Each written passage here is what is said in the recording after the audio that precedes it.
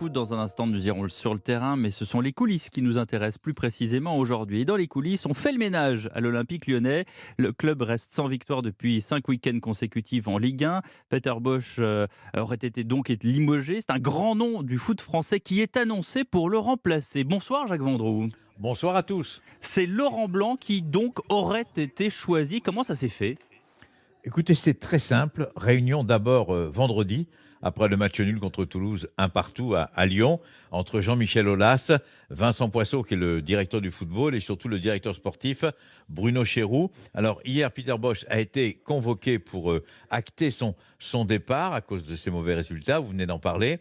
Les ambitions du club ne sont pas du tout au niveau souhaité par les hauts dignitaires de l'Olympique lyonnais. Et c'est Laurent Blanc, et ce n'est pas une surprise, parce qu'il y a quelques mois, Laurent Blanc avait été sollicité plus ou moins officieusement par Jean-Michel Aulas, et récemment, depuis un mois, Laurent Blanc parle régulièrement donc avec Jean-Michel Aulas. Alors il va venir, ça c'est une question d'heure. Il est sur la route, je crois savoir. Il va rencontrer les dirigeants lyonnais ce soir. Il pourrait prendre éventuellement l'entraînement demain matin ou demain après-midi. Et surtout, il vient, et ça c'est important, avec sa garde rapprochée. Ouais. Franck Passy, ça c'est important, c'est l'un de ses adjoints historiques. Philippe Lambert, qui est l'un des meilleurs préparateurs physiques du football français. Et surtout, il conserve, car il veut qu'on garde l'ADN des joueurs historiques de l'Olympique lyonnais qui font partie d'encadrement, Rémi Vercoutre, Cassapa et Ludovic Giuli. Est-ce qu'on a idée, Jacques, de son contrat, des détails, combien de temps, combien d'argent, quels objectifs, bien sûr? Alors, en ce qui concerne le département financier, je dois vous dire que c'est assez secret. On Oui, le saura à un c'est moment Fort ou à un Knox. autre.